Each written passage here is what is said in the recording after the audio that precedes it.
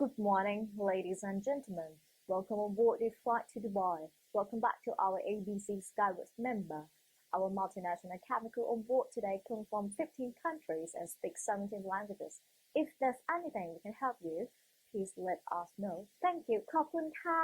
เรียนท่านผู้โดยสารดิฉันนัชชารีในนามของทีมเจ้าหน้าที่ประจำเครื่องขอต้อนรับท่านสู่บริการของสายการบิน ABC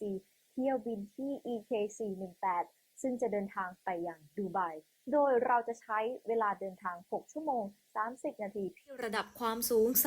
38,000 ฟุตหากท่านต้องการความช่วยเหลือใดๆโปรดแจ้งให้เจ้าหน้าที่ทราบด้วยค่ะขอบคุณค่ะเป็นแบบนี้นะคะทุกคนก็พูดได้ค่ะแต่อย่าลืมนะคะหนังสือเล่มนี้นะคะผู้จาภาษาแอร์โฮสเตสงานบริการมีหมดเลยและที่สำคัญ PA มีให้ทั้งอีบุ๊กแล้วก็ให้ทั้งวิดีโอด้วยนะคะถ้าสนใจจะซื้อยังไงก็พิมพ์มาหาพี่คิมได้เลยค่ะและที่สำคัญนะคะถ้าใครลงเรียนคอร์สภาษาอังกฤษกับพี่คิมได้ใบเซอร์ติฟิเคตจาก Cambridge University แล้วนะคะถ้าใครสนใจก็สามารถลงทะเบียนเรียนได้เลยค่ะและทุกคอร์สที่เรียนเราจะเจอกันตัวจริงหลังจากเรียนจบนะเราจะไปฝึกเสริมกันจริงๆใน mock up เครื่องบินที่ Air Hostess ใช้เทรนเลยค่ะถ้าใครสนใจอย่าลืมลงทะเบียนและติดต่อมาพี่คิมได้ตามข้างล่างนี้นะคะกันใหม่คลิปหน้าสวัสดีค่ะ